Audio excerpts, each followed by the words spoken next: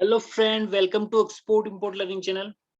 आज के सेशन में हम जानेंगे advantage of the WTO. WTO को क्या एडवांटेज है और डब्ल्यूटीओ कौन है। ठीक है, ये भी यहाँ पे हम समझ लेते हैं डब्ल्यूटीओ क्या है।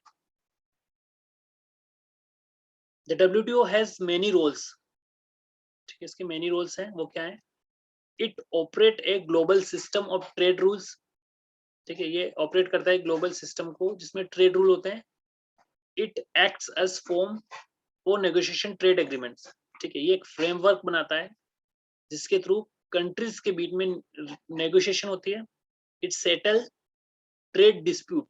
जो भी ट्रेडिंग के डिस्प्यूट होते हैं, जैसे एक्सपोर्ट कर दिया, पेमेंट नहीं आई, ठीक है, या फिर कंट्री के अदर डिस्प्यूट होते हैं, जैसे कंट्री के स्पेसिफिक कंट्री टू कंट्री जो इनके बीच में जो आर्गुमेंट होते हैं उनको डिस्प्यूट को सेटलमेंट करवाता है। ठीक, between the members and it support needs developing country. ठीक है, किसके लिए? इसकी मेंबर्स कंट्री के लिए और जिन डेवलपिंग कंट्री को इसकी जरूरत है। एडवांटेज ऑफ द डब्ल्यूटीओ क्या है वो हम समझ लेते हैं। Help to promote peace between nations. ठीक है, ये कंट्रीज के बीच में शांति स्थापित करवाता है। Dispute are handle by constructively. ठीक है, यहाँ पे डिस्प्यूट हैंडल किए जाते हैं कंट्री वाइज। जो जैसा कि कोई भी कंट्री, जैसे इंडिया पाकिस्तान हुआ, ठीक है, इंडिया चाइना हुआ, यूएस चाइना हुआ, तो इनके बीच में डब्ल्यू टू ट्राई करता है कि डिस्प्यूट सेटल हो जाए। Rules make easier for all based. WTO based on rules are not on power.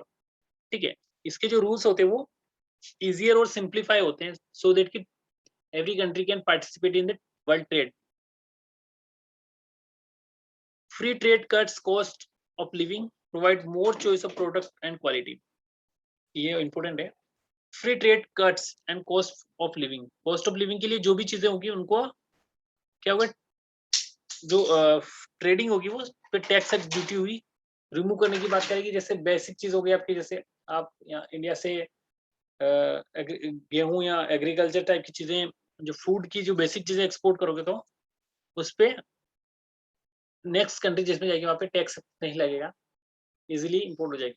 तो ये बेसिक चीजों पे कॉस्ट कटिंग करती है। Provide more choice of the product and quality.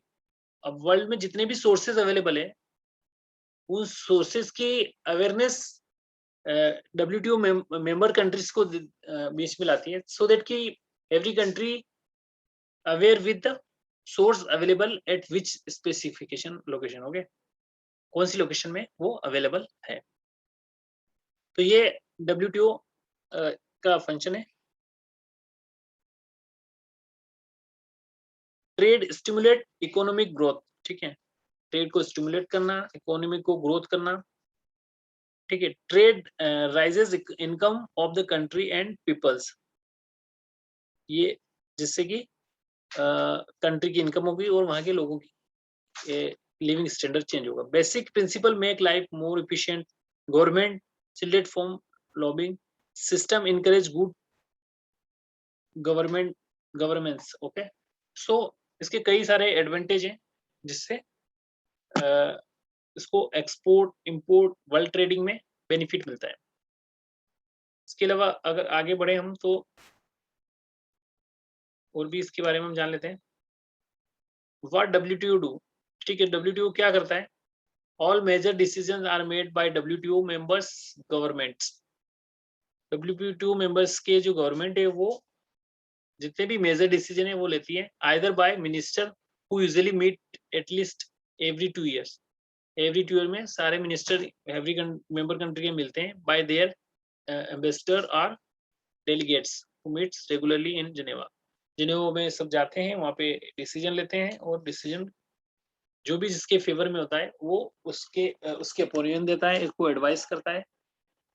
ठीक है, तो ये इसका मेन वर्क है कि इसमें जितनी भी कंट्रीज मेंबर हैं उनकी गवर्नमेंट के रिप्रेजेंटेटिव, ठीक है, वहाँ पे जनेवा में मीटिंग करते हैं एवरी 2 year में और डिसीजन लेते हैं।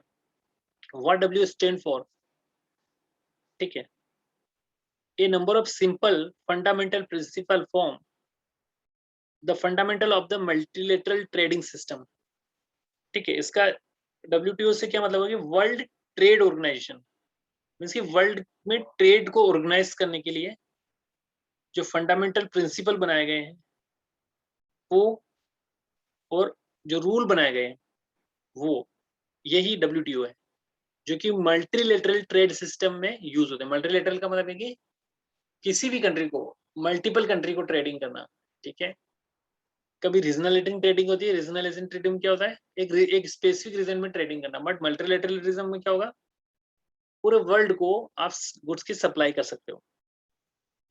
ओवरव्यू की बात करें तो primary purpose of the WTO is to open trade for benefit of the world.